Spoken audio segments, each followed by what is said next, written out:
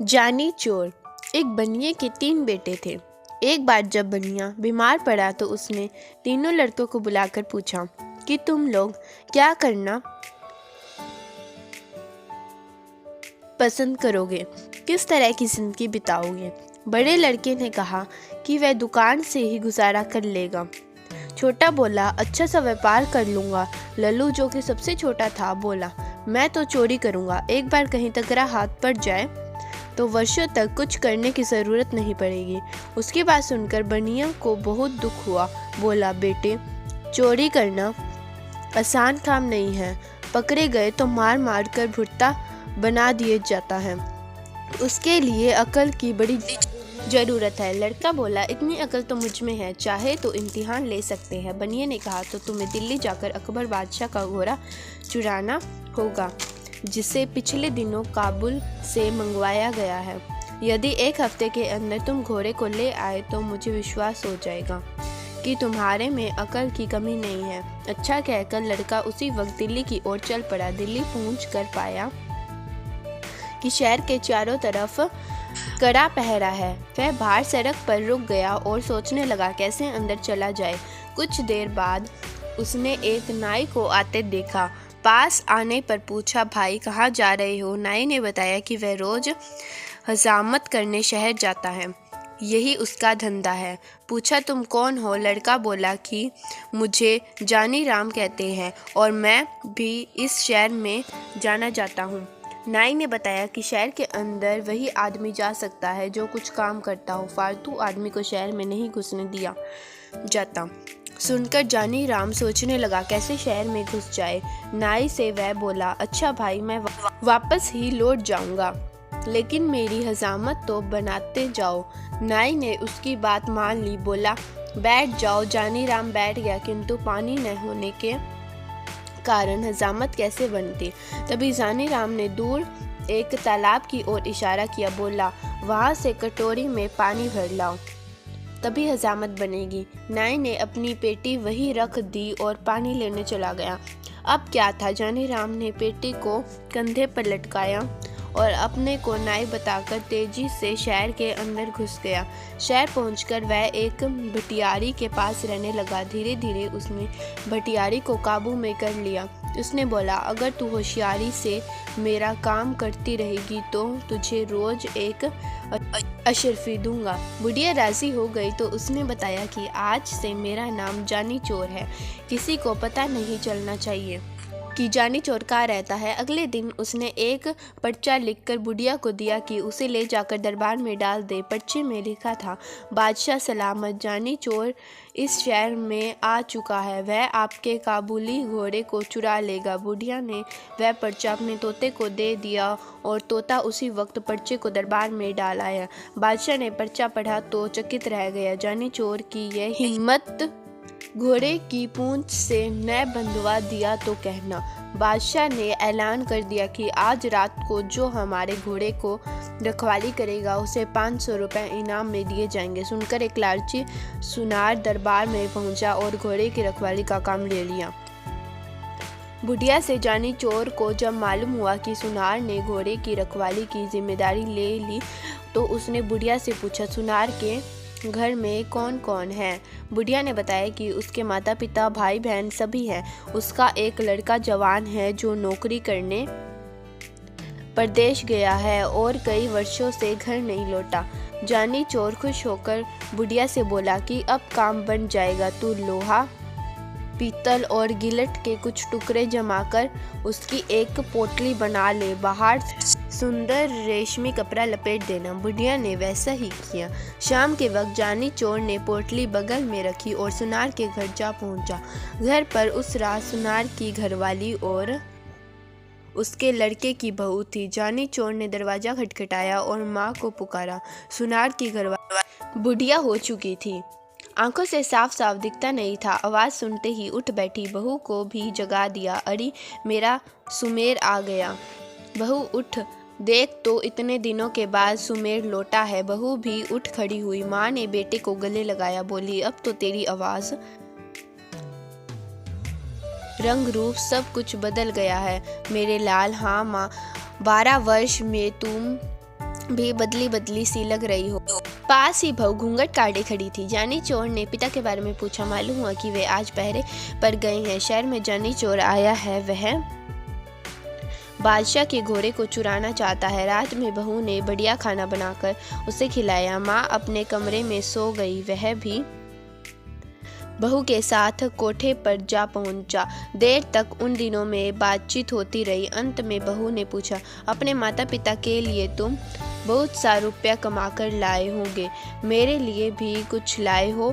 जानी चोर मुस्कुराया और पोटली को खनखनाते हुए बोला, यह देखो, इस बार तुम्हारे लिए बहुत कुछ लाया हूँ, उन चीज़ों से भी बढ़कर जो कि तुम अपने मायके से लाई हो। जरा लाना तो उन चीज़ों को इनके मुकाबल की है भी या नहीं। बहू बहुत प्रसन्न हुई, अपने सारे जेवर लाकर रख दिए। तभी उसे याद आया, बोली, अपना नौलखा हार तो मैं लाई नहीं, वह दूसरे कोठे पर रखा है, ठहरो उसे भी लेकर आती हूँ। कहकर वह दूसरे कोठे पर जा पहुंची। जानी चोर ने सोचा कि भगवान ने उसे अच्छा मौका दिया है, इसे खोना नहीं चाहिए। उसने संदूकची उठाई और चार दीवारी से कूदकर चंपत हो गया। सारा जेवर लाकर अपने भटियारी को सौंप दिया। अगले दिन घर लौटने पर जब सुनार को इस बात का पता चला तो उसकी बोलती बंद हो गई। कहाँ 500 के इनाम मिलने की खुशी थी और कहाँ हजारों की चंपत पड़ गई। उसने सोचा कि यह जानी चोर का ही काम है। वह रोता तपड़ता बादशाह के दरबार में पहुंचा और अपनी कहानी सुनाई। सुनकर बादशाह को आश्चर्य हुआ। सोचने लगा, चोर ही नहीं, वह साथ साथ उस्ताद भी है, किस तरह उसने अपने घोड़े की रक्षा की जाए। दूसरे दिन फिर दरबार में चिट्ठी आ गिरी।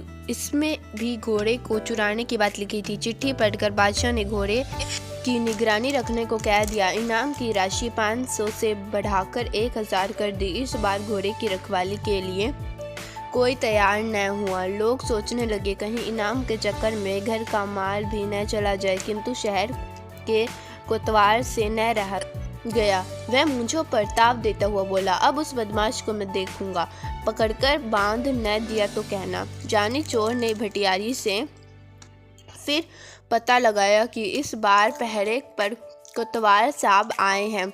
उसने दुल्हन जैसे कपड़े पहन लिए और थाली में धूप बत्ती जलाकर मंदिर की ओर चल पड़ा। रास्ते में कुछ दूरी पर घुड़साल पड़ती थी, जहाँ घोड़े पर सवार हो कोतवाल साहब पहरा दे रहे थे। रात के समय एक सुंदरी स्त्री को अपने पास से गुजरते हुए जब कोतवाल ने देखा तो इस आधी रात में किसकी पूजा करने आई हो? औरत घूंघट निकाल कर बोली, ठाकुर जी की पूजा करने आई हूँ। कोतवाल बोला, मैं भी ठाकुर हूँ। औरत हंसी के स्वर में बोली, हटो जी, क्यों मजाक करते हो? कोतवाल बोला, मजाक नहीं, सच कहता हूँ।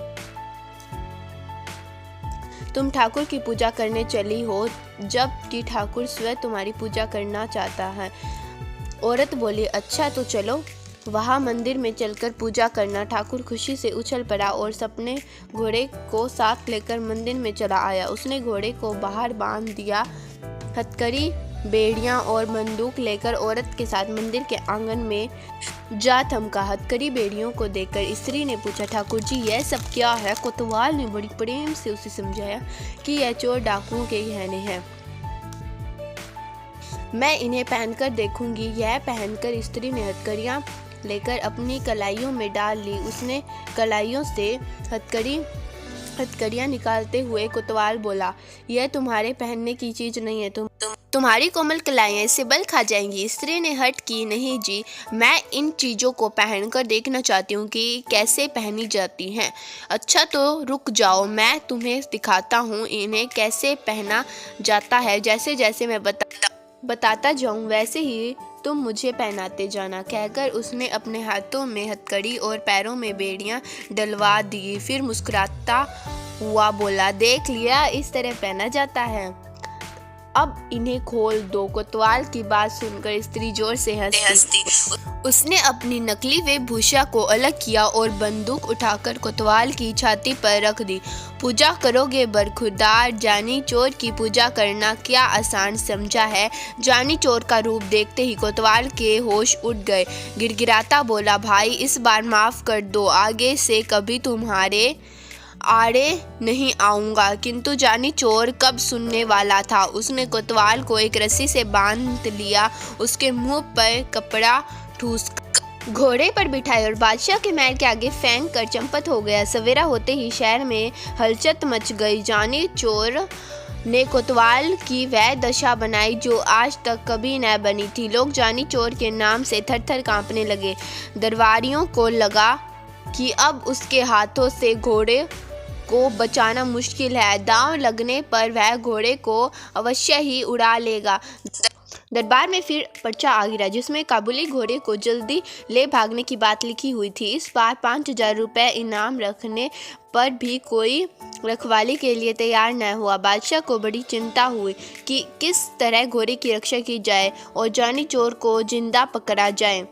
कोई उपाय न सूझा तो बादशाह ने स्वयं निश्चय किया कि वह अपने हाथों चोर को पकड़ेंगे। सोचकर बादशाह उसी काबुली घोड़े पर बैठकर पहरा देने लगा। जानी चोर ने पता लगा लिया कि इस बार समय पहरे पर हैं। वह एक बुढ़िया का रूप बनकर मंदिर वाली सड़क पर जा बैठा और चक्की आगे रख अनाज पीसने लगा।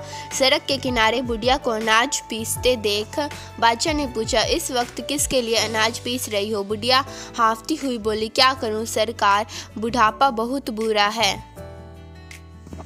और उससे भी बुरी चीज है गरीबी। दिन में मोहल्ले के बच्चे पगली कहकर चिढ़ाते हैं, इसलिए रात में यहाँ आकर हूँ। अभी अभी एक सिपाही आया था, पीसने के लिए गेहूं दे गया है, अभी आकर ले जाएगा। सुनकर बादशाह घोड़े से उतर पड़ेगा। पूछा, क्या नाम था उस सिपाही का? बुढ़िया ने माथे से पसीना पूछा। बोली, नाम तो सरकार वह जानी कुछ बता रहा था। बादशाह को विश्वास हो गया कि वह जानी चोर है।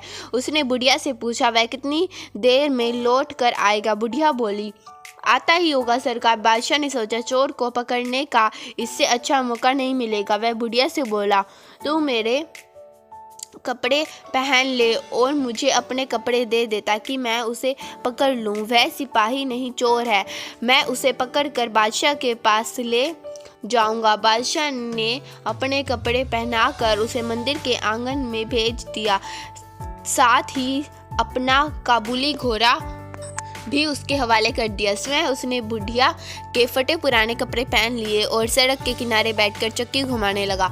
हाथ में घोड़ा आते ही जानी चोर फुला न समाया। वह तुरंत घोड़े पर चढ़ा और एड़ लगाते हुए बोला, बादशाह सलामत, तुम चक्की पीसते रहो। जानी चोर यह भागा।